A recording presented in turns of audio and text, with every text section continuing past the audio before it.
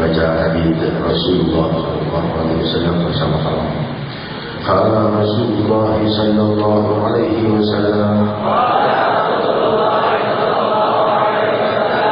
Haramallahu ala nari an ta'kula min yamni adama hatta sujud.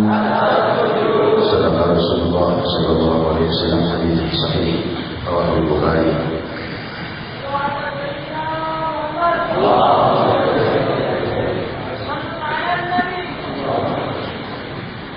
Assalamualaikum warahmatullahi wabarakatuh.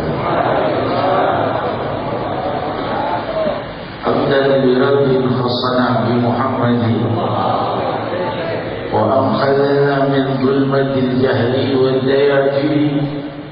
Alhamdulillahi alladhi hadana bi abdihi al-muqtar man da'ana ilayhi بالإذن وقد نادانا لبيك يا من دلنا وحدانا.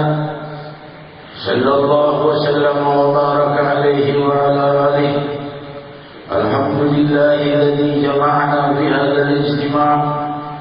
الحمد لله الذي جمعنا في هذا الشهر المبارك، في هذا المجلس المبارك، وفي هذه الليلة limpahan puji kehadirat Allah Subhanahu wa Ta'ala, Maha Tunggal dan Maha Abadi, cahaya yang menuntun hamba-hambanya menuju kedamaian dunia dan akhirat, menuju kebahagiaan dunia dan akhirat, dan sesekali memunculkan musibah yang sementara bagi hambanya demi ia mendapatkan kebahagiaan yang kekal, memberikan kepada hambanya sedikit cobaan yang pahit dan kemudian memberikan baginya kebahagiaan yang abadi. Demikian rahasia keagungan ilahi bagi mereka yang mau bertafakur. bahwa usianya yang singkat jika dipenuhi musibah dan kesulitan tiada artinya dibanding kebahagiaan yang kekal, karena tiada musibah yang abadi kecuali kemurkaan Ilahi Jalla wa'ala. Hadirin hadirat yang dimuliakan Allah, cahaya kemuliaan yang menerangi jiwaku dan jiwa kalian dari kemuliaan tuntunan Sayyidina Muhammad, sang pembawa kasih sayang Allah, yang dengan itu aku dan kalian dituntun kepada kebahagiaan dunia dan akhirat. Semoga cahaya kedamaian menerangi wajahku dan wajah kalian, sanubariku dan sanubari kalian, nafasku dan nafas kalian, di dalam cahaya keridhaan Ilahi, di dalam pengampunan dan tumbuhnya sifat-sifat luhur dari sanubari kita, dan sirnanya segala keinginan-keinginan yang hina dari jiwa ini. Wahai sang pemilik jiwa yang maha menentukan setiap keadaan dan membolak-balikkan sanubari dan perasaan, palingkan sanubari kami selalu dalam cahaya keluhuran yang abadi, di dalam keinginan selalu dekat kehadiranmu dan rindu berjumpa denganmu ya Rahman ya Rahim. Sampailah kita di malam hari yang diberkahi oleh Allah Subhanahu wa ta'ala ini. Dan Allah telah berfirman, qad aflaha man zakkaha wa qad khaba man dassaha. Dan Allah berfirman bahwa manusia itu telah beruntung yang mensucikan dirinya, dan mereka merugi yang terus menghinakan dirinya.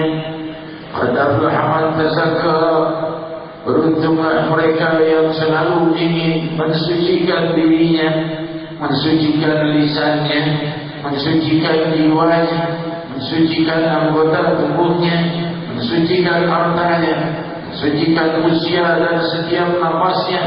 Dan mereka selalu dalam keberuntungan, selalu dalam kemuliaan, keberuntungan dunia dan akhirat, kebahagiaan dunia dan akhirat, keridhaan Allah yang maha abadi. Tetaplah man tazakka, beruntung mereka yang mau mensucikan dirinya, wa dzakara isma rabbih fasalla,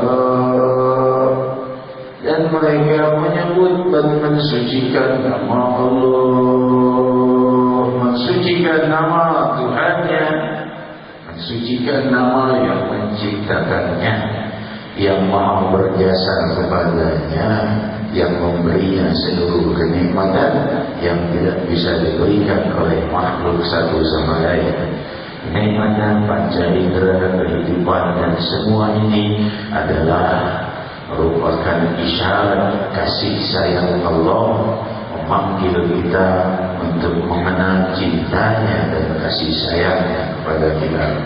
Wa dzakara isma rabbih fasalla, dan mereka banyak melakukan salat.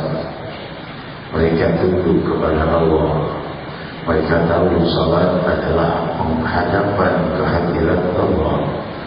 Semakin cinta seseorang kepada Allah, maka ia akan semakin asyik melakukan salatnya. Semoga aku dan kalian selalu dibimbing Allah dalam cinta kepadanya dan perbuatan-perbuatan yang dicintainya. Kita selalu selalulah mengadukan kelemahan kita dalam taat atas perintah Allah, dan mengadukan kelemahan kita dalam menghindari larangan-larangan Allah, yang dengan pengaduan dan pengakuan itu Allah akan memberi kita kekuatan lebih dari kekuatan yang ada, tergantung munajat dan harapan kita, dan Allah tidak akan mengecewakan para berdoa. Hadirin hadirat, wa dzakara isma rabbih fasalla, bal tu'thiruna al-hayata ad-dunya wal akhiratu khairun wa abqar. Tapi banyak dari kalian, kata Allah, lebih mementingkan kehidupan dunia, dan akhirat itu lebih abadi. Akhirat itu kekal, kehidupan setelah kematian itu abadi. Kehidupan yang kita lewati dari keguncangan, permasalahan, fitnah dan saling kejam satu sama lain, perpecahan antara muslimin, permusuhan antara muslimin, ketahuilah semua ini fana dan sirna. Yang abadi adalah Allah dan keridhaannya. Inilah derajat tertinggi yang ditawarkan kepadaku dan kalian. Inilah posisi yang paling mulia, karena posisi ini abadi, pangkat ini abadi, kedudukan ini kekal di dalam istana kasih sayang ilahi ribuan dan triliunan tahun. Adakah kita menukarnya dengan hal yang remeh di muka bumi? Hadirin hadirat yang dimuliakan Allah, betapa agungnya Rabbul Alamin memberikan kasih sayang kepada kita, sebagaimana disabdakan oleh Nabi Muhammad SAW. Allah mengharamkan api neraka untuk menyentuh anggota sujud dari keturunan Adam. Allah nar antar kurang dari Adam antara sujud. Anggota sujud diharamkan oleh Allah untuk tidak disentuh api neraka. Anggota sujud dari kulit jasadiah, 7 anggota sujud orang-orang yang selalu dan sering bersujud diharamkan oleh Allah api neraka untuk menyentuhnya. Api neraka tidak boleh menyentuhnya. Orang yang sujud ke hadratul Rabb, orang yang sujud merendahkan diri ke hadirat Allah. Lebih lagi orang yang sujud dengan jiwa, jika dia sujud dengan hati dan sanubarinya, merendahkan dirinya kepada Rabbul Alamin, maka tentunya api neraka tidak akan menyentuhnya. Semoga aku dan kalian diterangi keindahan sujud, cahaya sujud dan kemuliaan sujud, dan dikumpulkan di yaumul qiyamah bersama ahli sujud. Allah Subhanahu wa taala memberikan kasih sayangnya kepada kita melebihi segenap kasih sayang, sehingga disabdakan oleh sang Nabi sallallahu alaihi wasallam bahwa api neraka tidak menyentuh anggota sujud kita. Jika para sahabat bertanya, wahai Rasul, bagaimana engkau mengenal umatmu di hari kiamat kelak jika mereka para pendosa dan sudah masuk ke dalam neraka karena dosa-dosa besarnya? Rasul berkata, aku mengenali umatku dari anggota sujudnya, karena anggota sujud umatku tidak disentuh api neraka. Demikian syafaat Sayyidina Muhammad sallallahu alaihi wasallam. Dan Allah membayar setiap kesedihan dan musibah dengan kasih sayangnya yang abadi dan lebih. Sebagaimana riwayat Sahih Bukhari, Rasul sallallahu alaihi wasallam bersabda bahwa dia adalah seseorang yang wafat anaknya 3 orang, punya anak 3 sampai wafat, maka tiada yang akan disentuh oleh api neraka. Tidak akan disentuh api neraka, kata Allah, kata sang Nabi sallallahu alaihi wasallam. Demikian riwayat Sahih Bukhari. Dia adalah seorang muslim, jika wafat anaknya sampai 3 orang, dia tidak akan disentuh oleh api neraka. Kenapa? Karena kesedihannya dibayar oleh Allah Subhanahu wa taala dengan pengampunan. Allah menghargai kesedihan kita. Allah melihat setiap apa yang menimpa kita dari hal yang membuat kita sedih, hal yang tidak kita sukai, diperhatikan oleh Allah dan diberikan ganjaran yang abadi. Bagaimana seorang kehilangan anaknya, sedih dan hancur jiwanya. Allah melihat barangkali kedua, barangkali ketiga, maka Allah Subhanahu wa taala mengharamkan api neraka menyentuhnya, karena ia telah melewati 3 goncangan kesedihan besar dalam hidupnya. Maka Allah Subhanahu wa taala tidak akan memberinya kesedihan lagi di hari kiamat. Demikian indahnya Rabbul Alamin menghargai kesedihan kita. Hadirin hadirat, setiap kesedihanmu itu dilihat oleh Allah. Setiap kesedihan dan permasalahan kita dilihat dan tidak lewat begitu saja, tapi Allah akan mengganjarnya, Allah akan menggantinya dengan yang lebih dan lebih dan lebih. Demikian pula setiap doa dan munajat. Ketika kita berdoa dengan suatu doa. Lantas kenapa Allah tidak mengijabahnya? Allah tidak mengijabahnya berarti Allah memberi yang lebih dari yang kita inginkan. Kalau kita dibalas oleh Allah dengan pengabulan, bukan hanya dikabulkan saja, tapi ditambah lebih lagi dengan pahala. Tapi kalau Allah tidak kabulkan, berarti Allah beri yang lebih dari itu. Dan Allah tidak pernah mengecewakan para berdoa, walaupun iblis. Jika iblis itu berdoa setelah ia dilaknat oleh Allah dan tidak mau sujud kepada Nabi Adam atas perintah Allah, maka iblis itu berdoa kepada Allah, Allahumma amdirni ila yaumi yub'atsun, wahai Allah, tunda siksaku sampai hari kebangkitan. Allah menjawabnya, fa innaka minal munzirin, kau tergolong orang yang ditunda siksaanmu. Kenapa iblis tidak bertobat? Karena memang karena sombongnya. Jika ia bertobat, pasti yang maha menerima taubatnya.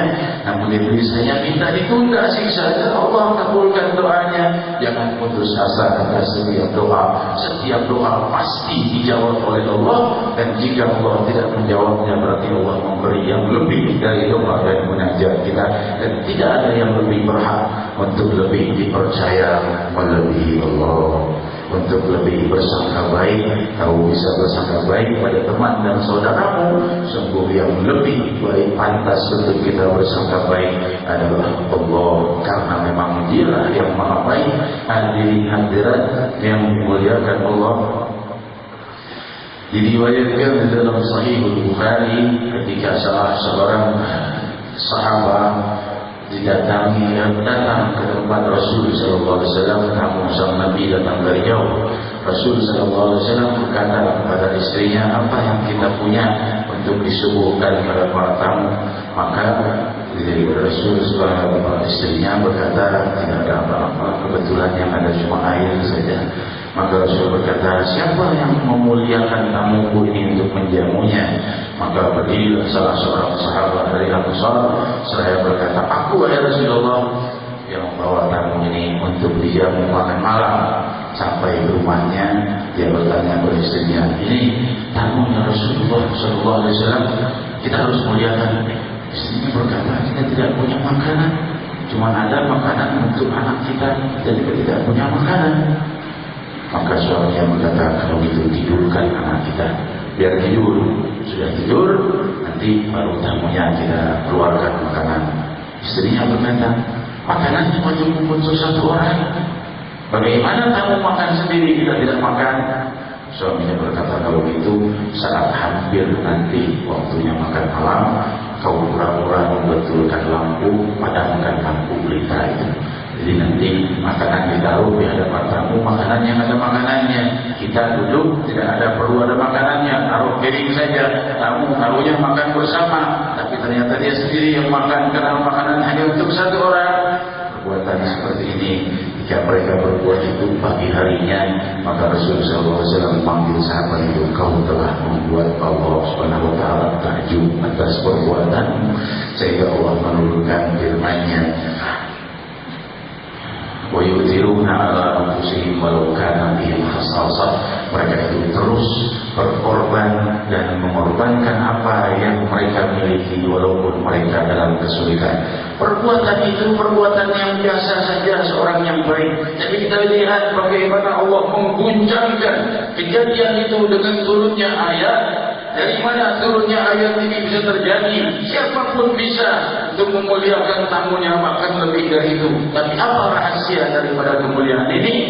Ucapan sahabat itu kepada istrinya, akrimi daripada Rasulullah sallallahu alaihi wasallam, muliakan tamunya Rasulullah sallallahu alaihi wasallam. Perbuatan itu untuk memuliakan tamu sang Nabi, sehingga ia mengorbankan makanan makan malam untuk anaknya, sehingga anaknya ditidurkan tanpa makan demi menghormati tamu sang Nabi. Perbuatan itu membuat turunnya firman Allah Subhanahu Wa Taala. Hadirin hadirat yang dimuliakan Allah, maksud dari penyampaian saya dalam hadis ini adalah memunculkan rahasia doa. Kalau seandainya Allah memuliakan seperti itu para tamunya Rasul sallallahu alaihi wasallam ketika dimuliakan, maka Allah turunkan ayat. Maka di dalam doa-doa dan munajat kita minta kepada Allah, kita ini tamunya Rasulullah sallallahu alaihi wasallam di majlis ini dan dilimpahi keberkahan oleh Allah Subhanahu wa taala. Diriwayatkan dalam Sahih Bukhari, Rasul sallallahu alaihi wasallam bersabda, "Ma baina baiti wa minbari rawdatun min riyadil jannah." Di antara mimbarku dan rumahku adalah tamannya surga, yaitu tempat di antara mimbar dan makam beliau beberapa meter itu adalah raudhah, yang di situ adalah tempat yang sangat diberkahi oleh Allah Subhanahu wa taala. Wa ta'ala dari Jibril alaihi salatu wassalam di nuzulil wahyi, turunnya Jibril sering ke tempat itu untuk menyampaikan wahyu ilahi, dan tempat itu masih diabadikan hingga kini. Mereka para tamu Rasul sallallahu alaihi wasallam yang berkunjung ke Madinatul Munawwarah ambil kesempatan melakukan sholat sunnah atau doa di raudhah. Hadirin hadirat yang dimuliakan Allah, jika seandainya kita jarang kunjung ke sana atau belum pernah kunjung dan berdoa di raudhah, selalulah meminta kepada Allah hasil kemuliaan raudhah, agar dalam doa dan munajat dan ibadah kita Allah Subhanahu wa taala mengelompokkannya orang-orang yang beribadah di dalam Raudhatul Syarif Sayyidina Muhammad sallallahu alaihi wasallam, wajah yang paling berhak dicintai, manusia yang paling ramah dari semua makhluknya Allah, manusia yang paling berkasih sayang kepadaku dan padamu dan kepada seluruh umat beliau sallallahu alaihi wasallam. Saya bersabda, diriwayatkan dalam Sahih Bukhari, haudi masirat syahr, bahwa telaga haudku nanti di hari kiamat itu panjangnya, lebarnya itu sepanjang 1 bulan perjalanan daripada luasnya telaga haud yang diberikan oleh Allah di sorga untuk Sayyidina Muhammad sallallahu alaihi wasallam di depan pintu surganya Allah.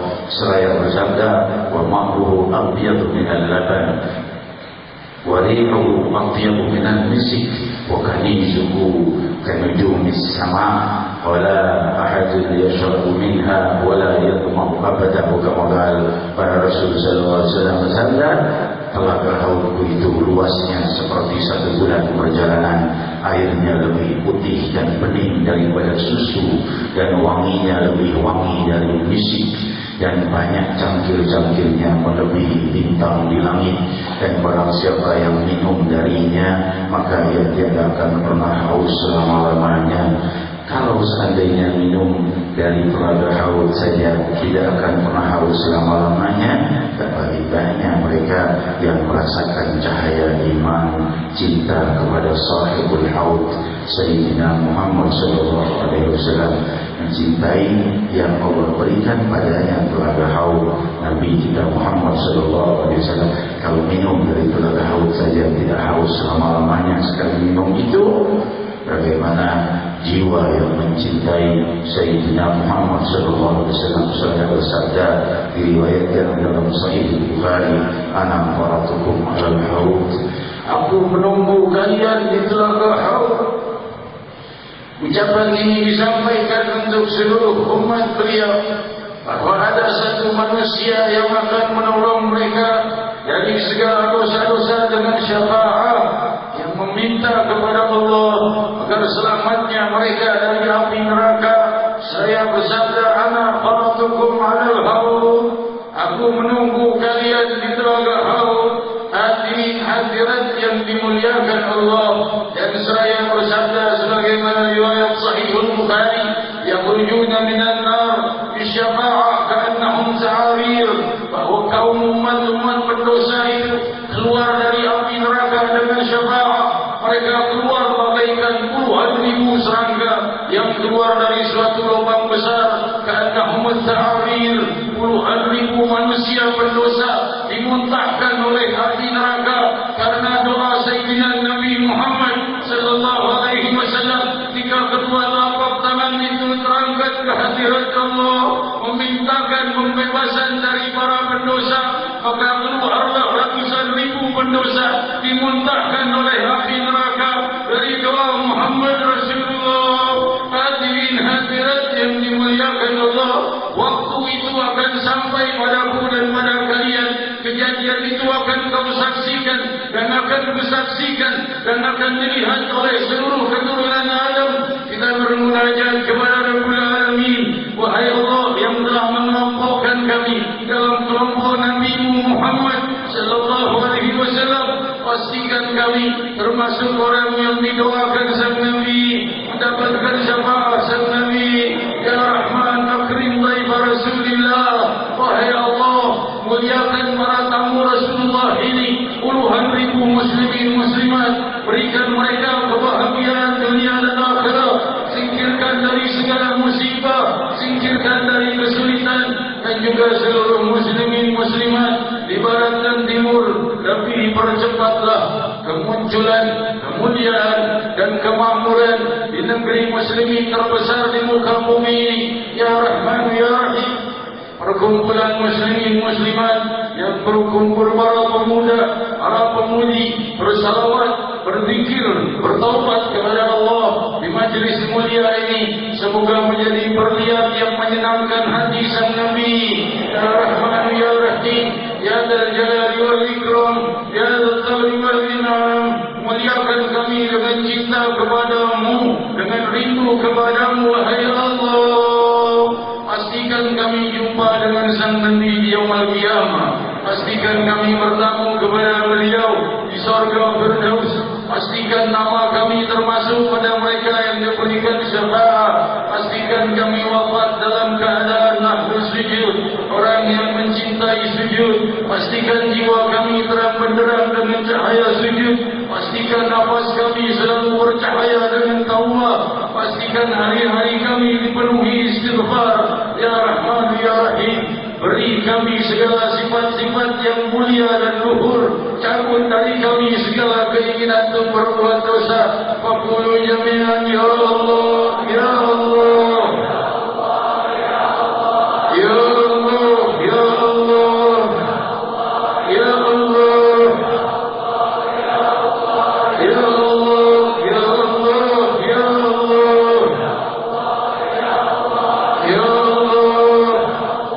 Ya Allah, Ya Allah, Ya Allah, Ya Allah. Wahai yang Maha